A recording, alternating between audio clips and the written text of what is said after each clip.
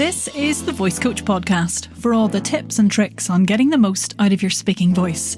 I'm Nic Redman and I'll be sharing everything you need to know to keep your voice healthy, sounding great and working the way it should. If you're an actor, voiceover, speaker, presenter or podcaster, you're in the right place. Hopefully it'll be a wee bit of crack too. Let's get started. Obligatory drink. Hope you join me in that one. Welcome back. Another episode of the Voice Coach Podcast. This one is pretty dramatically titled What to Do When You've Lost Your Voice, which happens to us all at some point. Let's be honest. Not perhaps because your technique's a load of crap, but because, we all get ill. That is kind of inevitable. And a lot of the time that illness heads to the throat. I often get emergency emails and DMs from people sort of saying, my voice is gone, but I have a huge session tomorrow with insert dream client here, or I have to present to the board of insert huge company here. And we can all find ourselves in that situation where we feel like we have to speak and we just can't. So I figured a wee episode on strategy here for those moments that do happen. It might be quite useful, but it is actually worth noting before we carry on that if you're experiencing any change in vocal quality for more than 2 weeks or so, and it can't be attributed to illness or overuse, then do seek some medical advice. Right, point 1 is try not to panic. And this can obviously be the first place we go to, but do remember the very holistic nature of the vocal mechanism and how affected it is by stress. Like, that's really important here. You just have to notice what's happening, take a second, ground yourself, and make some decisions to try and help. I'm going to tell you some now. I think it's important to try and contact whoever it is that may be relying on you to be able to make sounds and really just make them aware of your situation. That's the first thing. Like, most people are not horrible creatures. Most situations can be tweaked a little. It's not often that something can't be moved. And, it's good for your own peace of mind, I think, to know that you've reached out, you've done the professional thing, the responsible thing, and you've let them know. I mean, jeepers, if Disney have cast you in their next big film, they're going to want you in good voice, let's be honest. So you do have to let people know.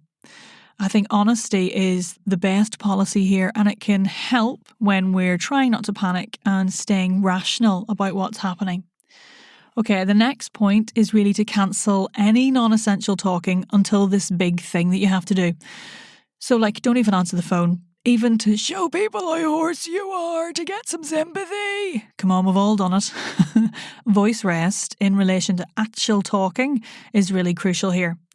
Next point 3, I think, is start upping your fluids a wee bit just to make sure the body's got enough in it to flush out whatever it needs to in terms of nasties and try and rehydrate at the source in those vocal folds a little bit.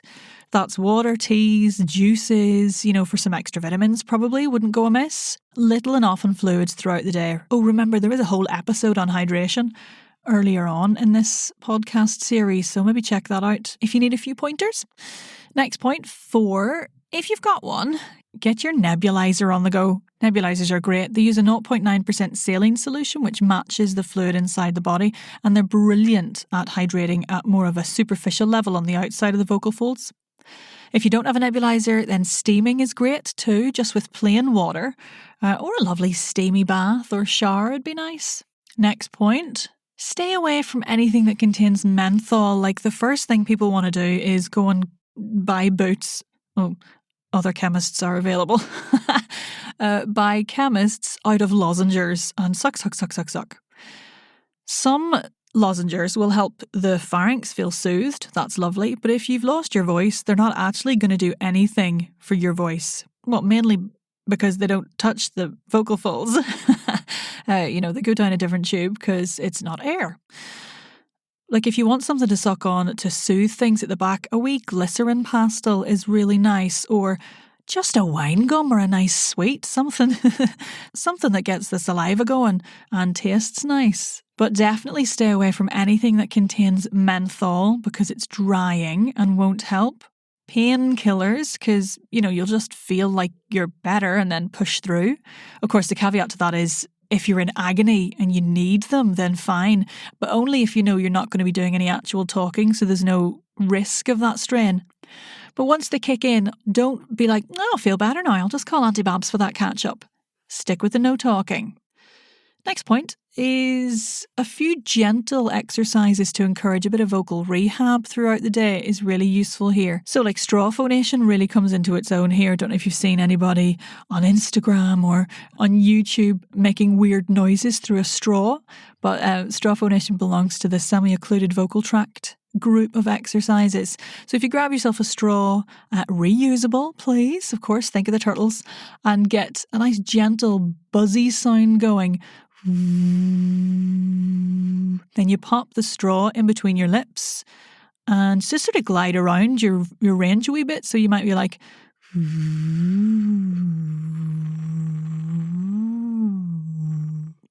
like you're not aiming for Mariah Carey here, even if you're usually all over it with the range.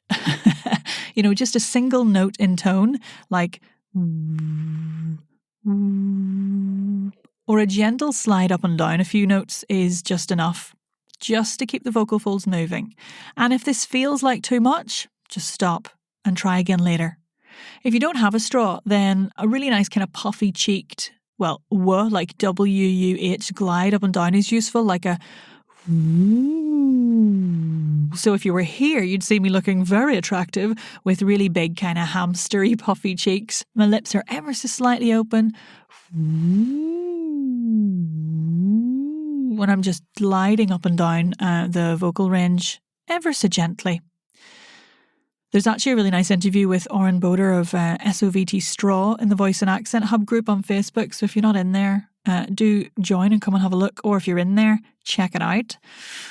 Point 7, I think, though I should definitely have labelled these, a few release exercises for the vocal tract can be really beneficial.